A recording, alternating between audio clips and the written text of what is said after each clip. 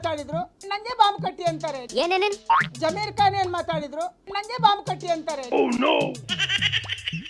ಕಣಕ ಬೇಡ ಬೇಡ ಅಂದ್ರು ನಾನು ಹೋಗ್ತೀನಿ ಯುದ್ಧ ಮಾಡ್ತೀನಿ ಅಂತ ಐತಿ. ಓಪನ್ ನಾನು ಹೇಳ್ತಲ್ಲ ಕೇಳಿಲಿ, ನಾನು ತಮಾಷೆಗೆ ನಾನು ಜೋಶಲ್ಲಿ ಹೇಳ್ತಾ ಇಲ್ಲ. ಈ ದೇಶಕ್ಕೋಸ್ಕರ ನನ್ನ ಗತಿ ಇದ್ರೆ ಸುಸೈಡ್ ಬ್ಯಾಂಕ್ ನರೇಂದ್ರ ಮೋದಿ ಅವ್ರು ಅಮಿತ್ ಶಾ ಕೊಳ್ಳಿ, ಅಲ್ಲ ಮೇಲೆ ಆಣೆ, ದೇವ್ರ ಮೇಲೆ ಆಣೆ ಕಟ್ಕೊಂಡು ನಾನು ಪಾಕಿಸ್ತಾನ ಹೋಗ್ತೀನಿ. ನಿಮ್ಗೆ ಬಾಂಬ್ ಕಟ್ಟಲ್ಲಪ್ಪ ನಾವು. ಹಾಗೇನೆ 1 ವರ್ಷ ಹೋಗಿ ಪಾಕಿಸ್ತಾನದಲ್ಲಿ ಇದ್ ಬನ್ನಿ. ಬಾಂಬ್ ಕಟ್ಟೋದು ಬೇಕಾಗಿಲ್ಲ, ನೀವು ಸಾಯೋದು ನಮ್ಗೆ ಬೇಕಾಗಿಲ್ಲ.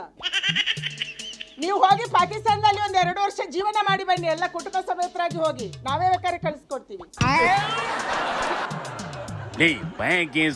ಅಭಿ ಪಾರ್ಟ್ನರ್ಶಿಪ್ ಫರ್ಮ್ ಸ್ಟಾರ್ಟ್ ಮಾಡ್ಬೇಕಾ ಅಥವಾ ಪ್ರೈವೇಟ್ ಲಿಮಿಟೆಡ್ ಕಂಪನಿ ಸ್ಟಾರ್ಟ್ ಮಾಡ್ಬೇಕಾ? ಕನ್ಫ್ಯೂಷನ್ ಯಾಕೆ? ಒಬ್ಬ ಎಕ್ಸ್ಪರ್ಟ್ ಜೊತೆ ಮಾತಾಡು. ಎಕ್ಸ್ಪರ್ಟಾ? ಎಲ್ಲಿ? Boss Vala. B the boss.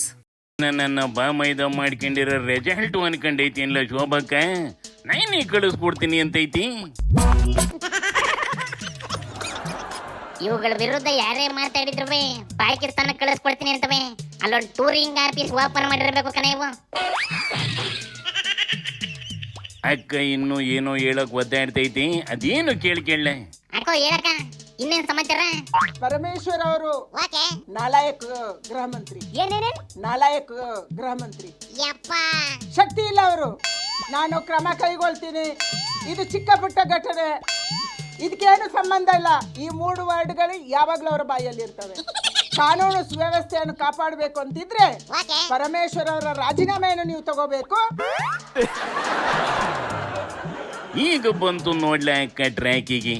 ಇಷ್ಟು ದಿನ ಇದ್ರು ಯಾಕೆ ಕಾಣಿಸ್ಕೊಂಡಿಲ್ವಲ್ಲ ಅನ್ಕೊಂಡಿದ್ದೆ. ಕೇಳ ಏನೇನು ಗೊತ್ತು ಈ ಮ್ಯಾಟ್ರ್ ಬಗ್ಗೆ ಅಂತವ? ಶಿವಾಸ್ ಶೆಟ್ಟಿಯ ಕೊಲೆಯ ಸಂಬಂಧದಲ್ಲಿ ದಕ್ಷಿಣ ಕನ್ನಡದ ಜನ ಇದ್ದಾರೆ ಅನ್ನುವಂಥದ್ದು ಇಲ್ಲ.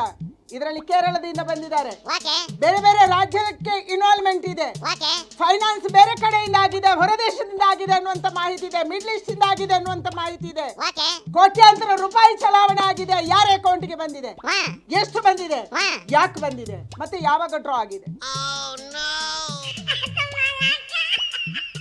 ಹೇಳಿಲ್ವೇಂದ ಶೋಭಕ್ಕಂಗೆ ಎಲ್ಲ ಗೊತ್ತಿರ್ತದೆ. ಫಂಡಿಂಗ್ ಯಾರು ಮಾಡಿರ್ತಾರೆ, ಡೀಲಿಂಗ್ ಯಾರು ಮಾಡಿರ್ತಾರೆ, ಎಲ್ಲವೂ ಗೊತ್ತಿರ್ತದೆ. ಪೊಲೀಸ್ನವರು ಶೋಭಕ್ಕಂಗ್ ಕೋರಿಸ್ಕೊಂಡ್ ಕೇಳಿದ್ರಿ ಎಲ್ಲ ಸತ್ಯ ಸಿಕ್ಕೋಯ್ತದೆ. ಶೋಭಕ್ಕನ್ನೇ ಹಿಡ್ಕೊಟ್ಬಿಡ್ತದೆ ಎಲ್ಲಾರನು. ಕಾದರು ಮತ್ತು ರಶೀದ್ ಬೇರೆ ಅಲ್ಲ, ಇಬ್ಬರಿಗೂ ಮಂಪರ್ ಪರೀಕ್ಷೆ ಆಗ್ಬೇಕು. ಆಗ ದಕ್ಷಿಣ ಕನ್ನಡದ ಎಲ್ಲ ಕೇಸ್ಗಳ ಸತ್ಯತೆ ಬಟ್ಟ ಬಯಲಾಗುತ್ತೆ.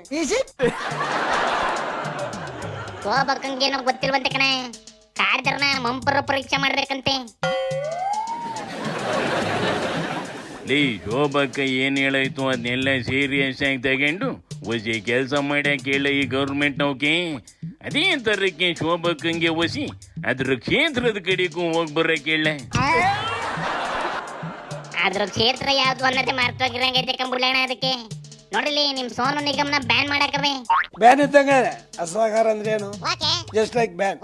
ನಾವು ಅವ್ರಿಗೆ ಯಾವುದೇ ರೀತಿಯ ಪ್ರೋತ್ಸಾಹ ಕೊಡಲ್ಲ, ಯಾರು ಕರೆಯೋದಿಲ್ಲ, ಯಾರು ಅವ್ರ ಹತ್ರ ಆಡಿಸೋದಿಲ್ಲ. ಯಾವುದೇ ಇವೆಂಟ್ ನಮ್ಮ ಕರ್ನಾಟಕ ಸ್ಟೇಟ್ಗೆನೆ ಬರಂಗಿಲ್ಲ. ಸೂಪರ್ ಮಾಮ.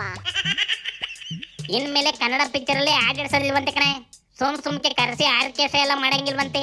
ಅದು ಅಲ್ದೆಯ ಸೋನನ್ನ ಅರೆಸ್ಟ್ ಮಾಡಬೇಕು ಅಂತ ಕರ್ವೇವು ರಾಂಗ್ ಆಗಬೇಕಣ್ಣ. ನೋಡಲಿ ಇವನೊಬ್ಬ ದೊಡ್ಡ ಹುಚ್ಚ ಅಂತ ಅನ್ಸುತ್ತೆ. ಈಗ ಪೊಲೀಸ್ನವ್ರಿಗೆ ಬಾಕಿ ಉಳಿದಿರೋದೇನಪ್ಪ ಅಂದ್ರೆ ಅವನ್ನ ಬಂಧಿಸಿ ಕರ್ಕೊಂಡ್ಬರ್ಬೇಕು.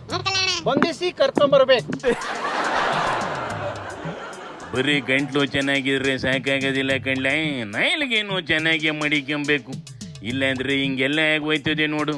ಈಗ ನಡಿಲೆ ನಮ್ಮ ಗಂಟ್ಲನ್ನ ಒಸಿ ತಣ್ಣಗೆ ಮಾಡ್ಕೊಳ್ಳೋಣ. ಶಿವನಿ ಶಂಭುಲಿಂಗ.